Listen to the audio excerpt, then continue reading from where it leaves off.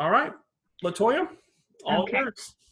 I would like to thank you both for attending the session this afternoon. I hope the information you receive will help you in your redesignation application process. Please note that I'm providing the best case scenario information. We understand that we will need to be very flexible during this designation process.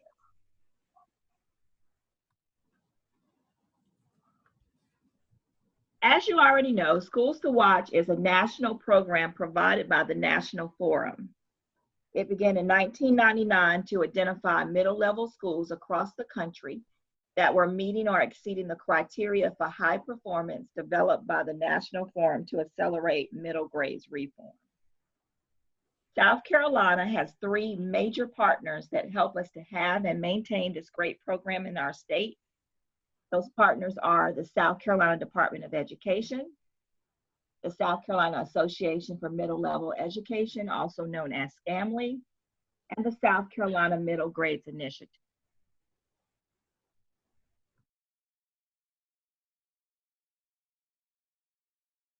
Today's session is for schools who are interested in redesignation. I will walk you through the new application process as well as provide you with helpful reminders.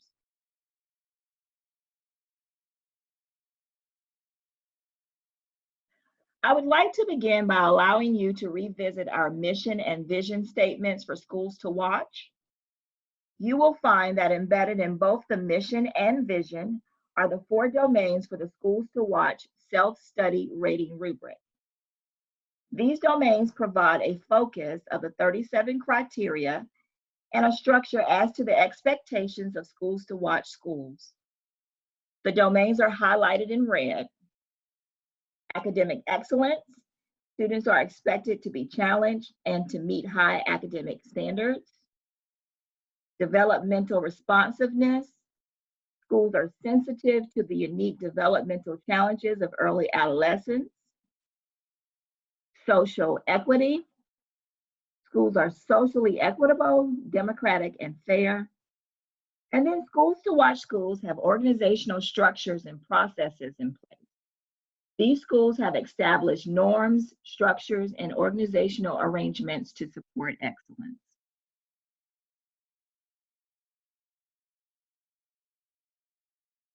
There are eligibility requirements to qualify for redesignation.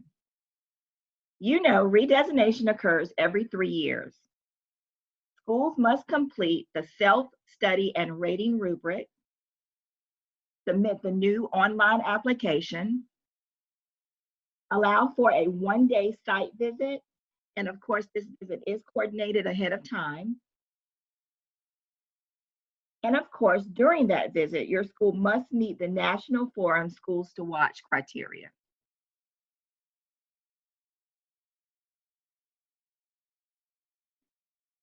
There are a few obligations. You are obligated to continue to use the criteria and rubric following your redesignation. Continue to take advantage of opportunities that will support continuous improvement. Remain available to schools who are within the network or to those who are seeking Schools to Watch designation. And we ask that you send representation to the South Carolina Association of Middle Level Education Conference and the National Forum's National Conference in DC.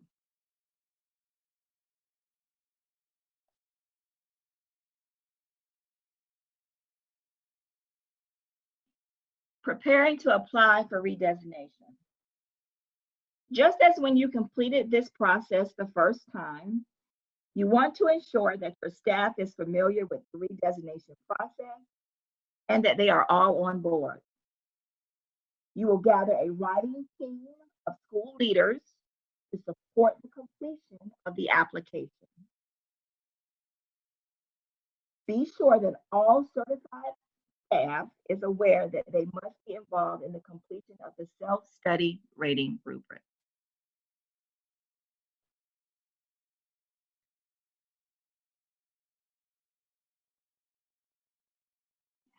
The redesignation application may be accessed on the SCAMLE website. I will send you this PowerPoint following the presentation, and the website is linked on this page, as well as other helpful hints are provided throughout the presentation. Once you get to the Scamly page, you will click on Schools to Watch. Next, you will locate and click on Schools to Watch application. The applications are the same for the initial and redesignation, so you will only see one application option.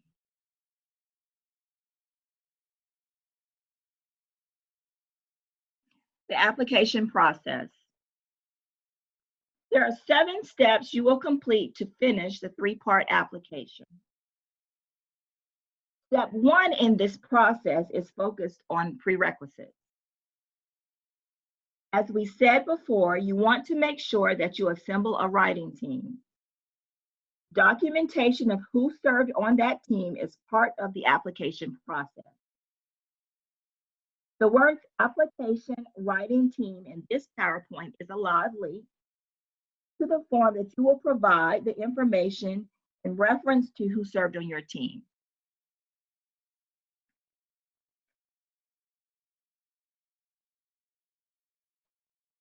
Step 2 is centered on the self-study rating rubric. During this step, you would use the self-study rating rubric and have all of your certified staff to rate. I want to remind you that at least 80% completion is required before the principal can indicate that the survey process is complete.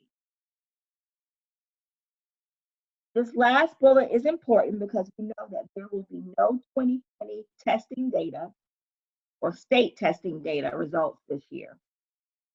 For the data collection, please provide the information that you have available to you. The application itself will prompt you with the data requirements, excuse me.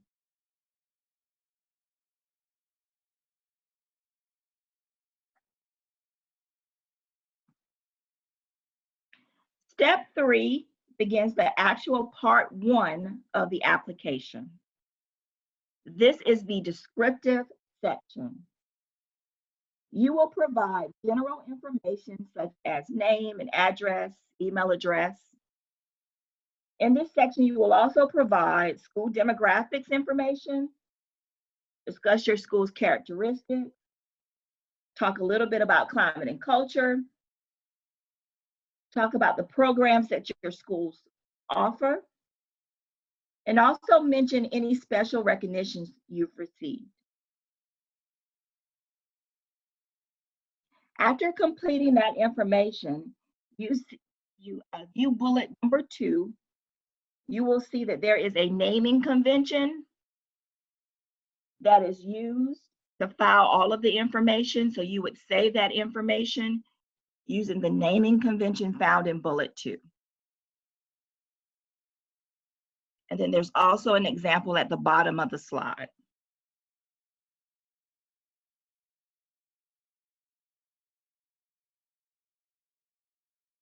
Step 4 begins part 2 of the application process, the narrative. There is a section A and a section B within part 2. For part A, this is the time when you will review the results from the self-assessment rubric. For each of the domains, you will provide detailed evidence and support aligned with your ratings.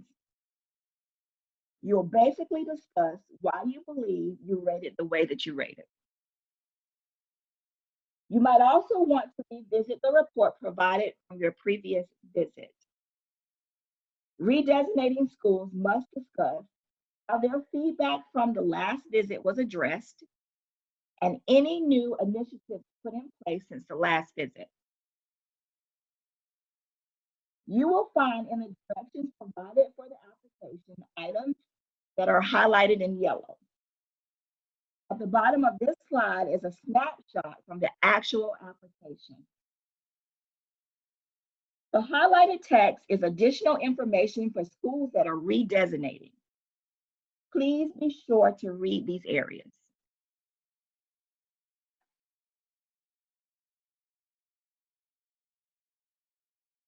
And then just as you did before, you would file that information using the same naming convention.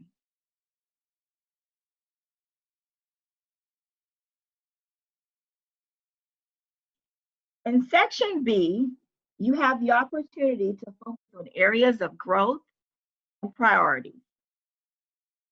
Based on these areas, discuss future plans and how your school will address those focus areas. Keep in mind that section B will allow for you to draft only 2 pages.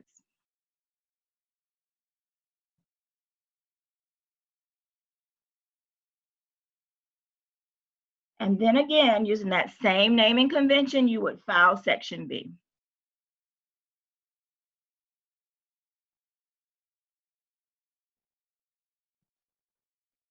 Step 5 will take you to part 3 of the Schools to Watch online application.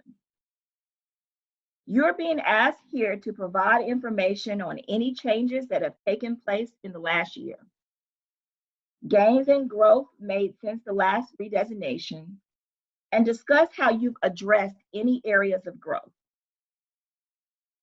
Because there is limited space in the application, there is no need to repeat yourself on things that you've stated somewhere else.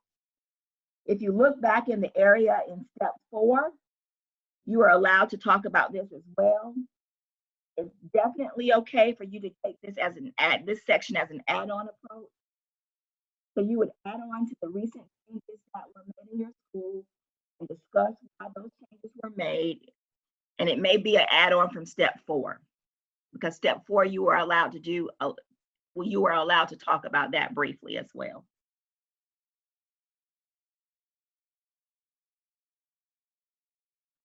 This snapshot was taken directly from the directions. Redesignating schools have more explicit information that is desired by the reader of the application. So be sure to read these as they give specific guidance as to what to include. But also keep in mind that you are not limited to this list. And again, it indicates that it's for redesignation because it's highlighted in yellow.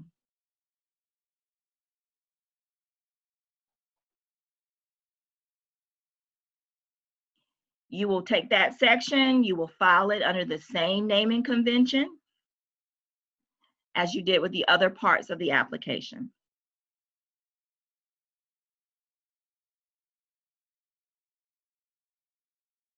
Step 6 is the assurances that schools must agree to. Be reminded that this is a school and district signature form. When you sign your signature, you're basically saying that you have completed the process collaboratively with your school team. You're providing us with permission to conduct a site visit. And we know that this year may be different, but we will take it as it comes. And then you also agree to send representatives to the state and national conferences. You agree to conduct a school celebration. And then you also agree to share your knowledge and journey with others.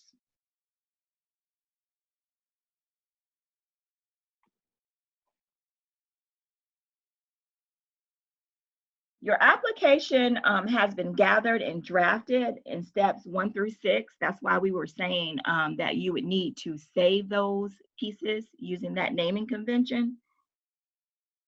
All of the parts are submitted during step 7. Because they're being submitted in a Google form, they all have to be submitted all at once. So you're just really completing the parts with your team, saving it using the naming convention, and then when you get to step 7, you will upload them all. And I do also want to make you aware that throughout this PowerPoint, you will find actual snapshots linked of the Google form, because sometimes it's good just to kind of see what the form actually looks like. It will say initial, but the initial form and the redesignating form are exactly the same, except for the highlighted parts.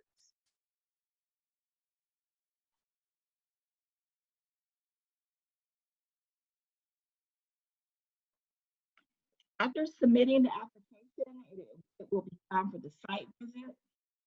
The site visit is typically 1 day. The team size will match the needs of your school as we have expectations of visiting every classroom. The facilitating state director will communicate with the principal prior to the visit to set up that visit day.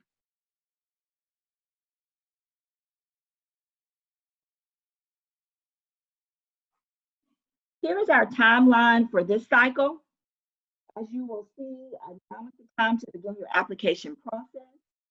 You and your team would work on this through the spring and the summer. You would submit your application during the fall. The final date is September 25th.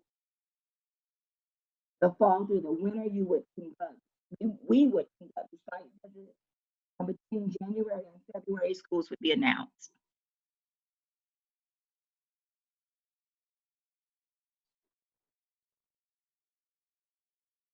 So as you're getting ready to begin your application process, we do have a few helpful reminders to help you get through the process. Reminder number one is really just be sure to get everyone involved, parents, students, faculty, and staff. Get everyone on board. When working on your narrative, be sure that it's written by the same, be sure that it reads as if it's written by the same person. Although it is a collaborative effort between many people on your team, what you actually submit should read smoothly as if it was written by one person. Then you also want to make sure that you're detailed and specific, especially about the initiatives. It's great when we can attend a visit and have a great handle on what's going on in your building. So be as specific and detailed as possible.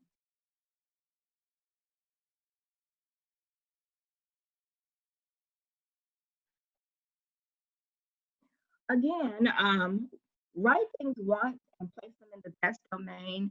In several sections, you'll see that there's some overlap as to what is being asked. Just try to place those things in the best section and only write them once. One person will be reading the entire application. So as long as it's in there, it's fine. Also, assume that we know nothing about your school. Be very, very detailed.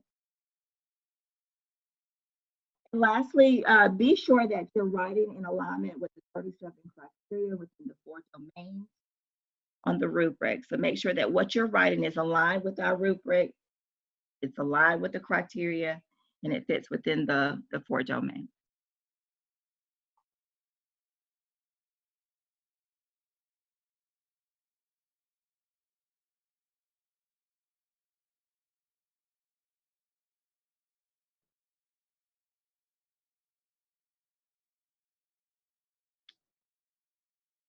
One more slide, David. The next piece is our contact information. There's David's information, my information, and Tina's. As you're going through the process, please feel free to reach out to us. We are available to support you through the process. And as David said earlier today, we know that we have to be very flexible. So if you run across an issue or a problem, please contact us.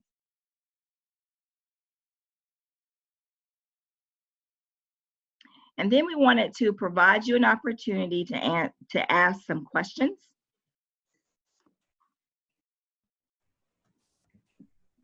Of course. Thank y'all for that information. I'm glad y'all provided this because I'd have been like, what are we doing this online now? What? So thank y'all for doing that. I know my teachers will ask this question as we start completing the application.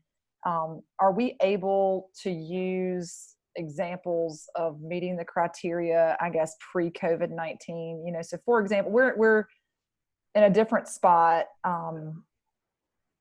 So David and Tina kind of know where we were. Last year, we were completely out of our building, and we were transitioning out of our building the year that we were up for redesignation too. We were at an early childhood center last year, and now we're back in our building this year, which is fabulous, and can't wait for y'all to come see us.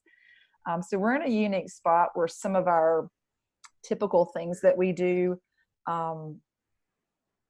our student-led conferencing we weren't able to do this year. A lot of our transition items for our rising 6th graders and our 8th graders transitioning to high school, we just weren't able to do this year, and we had to modify those in some capacities last year being off campus. Are we able, what would your suggestion be as far as capturing those items? Are we able to, we're doing them, are we able to still write about them even though we have not necessarily done them in the 19-20 school year with COVID-19, and just, trying to modify those based on circumstances? Is that okay? Yeah. So Megan, so really you asked a question with about 4 parts. So let me sorry. each one of those. No, it was a perfect question. So thank you for asking. The first part is that we recognize that, so I guess let me address the elephant in the room, and that's the COVID-19 issue that we're all dealing with. We aren't sure yet what the regulations will be, and we recognize that every district may have different rules and policies about who can be in a building next year. So our plan is to really take some guidance from the National Forum. There's a group meeting to address those kinds of questions about, can a crew come into a school? Can we, what would be an alternative method? So we are looking at some things like virtual opportunities where we may be able to engage with your staff and your stakeholders to understand your school and what you've been working on. So we're looking at the alternative face-to-face visit like we've done in the past. So more information to come on that one. The second piece is we also recognize that some of the schools have had some transitions, like, for example, what you just described with being in a new building and having some programmatic changes. So yes, we want to see that reflected in your application. So if you had to make some changes based on what you've been experiencing, that's okay. What we want to know is what evidence will we see or hear about that you guys have acknowledged that, number one, we had to step back from this because of what we were facing as a school, and number two, what we're now planning to do next year to resolve some of that or to bring back some of those pieces that are missing. So there's that dynamic.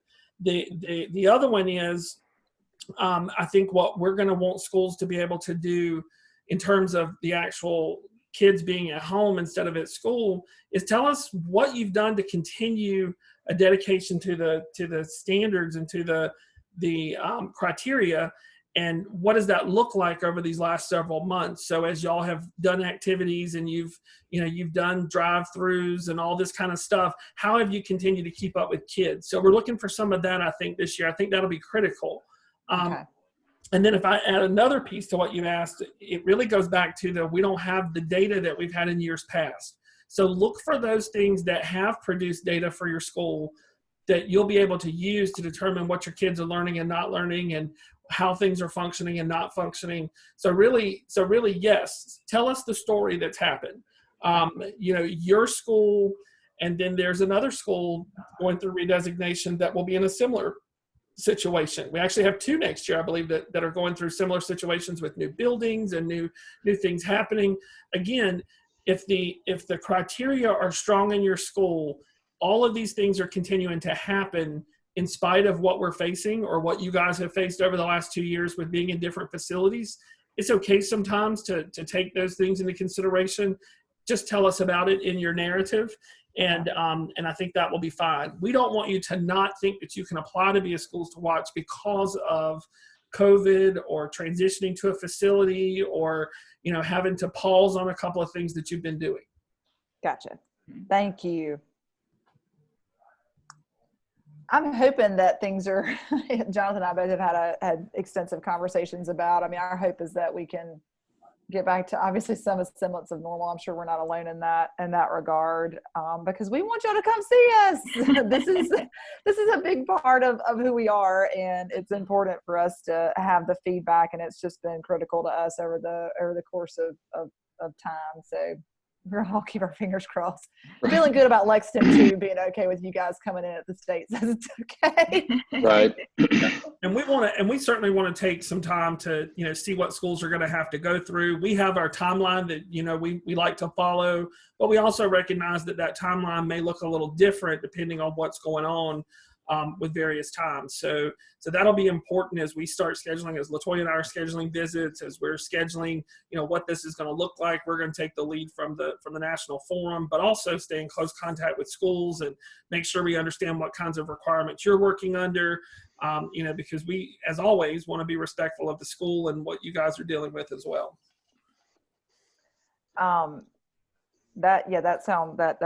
I'm thankful for that. My hope is that I'm looking at my calendar for like October, November, December. I'm like, y'all just tell me when y'all want to come, so I got something to hang my hat on. I do feel confident that LaToya and I will start putting some dates in a calendar, and hoping that we'll be able to honor those. But we generally try to schedule those visits usually over the summer. We'll schedule those visits and start putting some dates out there for you to look at. And so that makes it just a little bit easier if you go ahead and know when we're coming. And that may be even more important this year than it has been in years past to try to get those dates out there. So we're going to try our best to do that.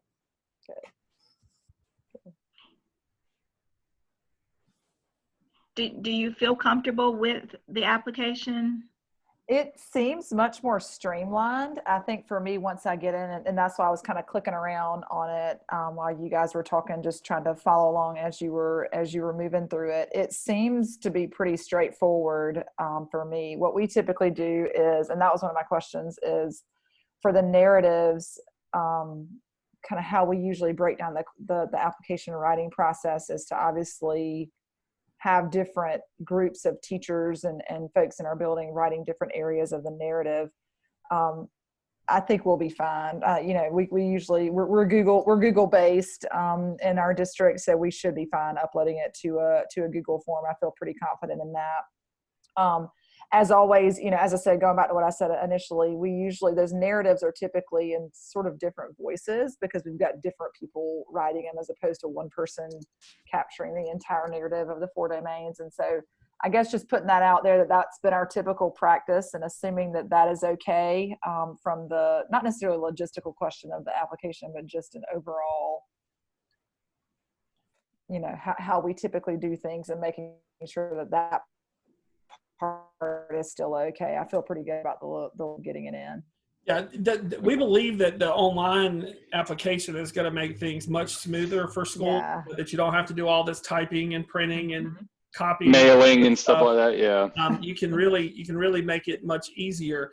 To answer your question, Megan, we want to make sure that as many people as possible are involved in the process, because that's really what makes Schools to Watch authentic in your school. Yeah, we've got a lot of folks who've been around for a while, who've been a part of the process, and we've got a lot of really, really super young talent. And I guess another question that I have is, will you guys have some virtual opportunities over the summer to do some training, not necessarily for site visitors or application readers or even that, but something PD wise that I can have for my folks? I've got a lot of new folks since we went through our last redesignation that I just want to get some information to. We typically go through this process when we get back to in-service, but is there anything summer-wise that you guys are thinking? I believe LaToya and I are going to work on some summer planning, so there should be some opportunities that come up, and we should have those advertised hopefully soon. We'll pick some times, and of course it will probably be virtual because we're still not sure if we're going to be able to do face-to-face kinds of things over the summer, but we would envision potentially doing something as a general overview all the way through trying to do some evaluator training as well. So we'll kind of look at what we have, what options we have, and see if we can do something like that. Perfect. Yeah, I'd like for our folks to be involved who've not been through the visit and the process. Wonderful. LaToya, is there anything else, or do the attendees have any other questions?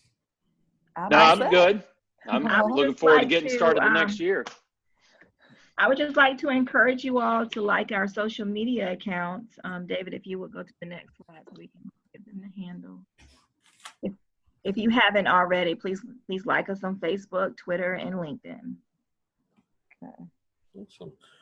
Well, thank you all very much for joining us today. This presentation will be available on the website probably tomorrow. It'll also be on the SCAMLE YouTube channel. So please make sure you check it out. And if there's anything that LaToya and I can do, we are here to help, and looking forward to a fantastic year for Schools to Watch, and looking forward to seeing all of you in person, hopefully real soon. Yay! Yeah. Us too. Us too. Appreciate it, guys. Thank you. Thank Thank y'all you so so much. much for attending. Absolutely. Y'all have a good rest of your day. Thank you. You too. Bye, Bye. y'all.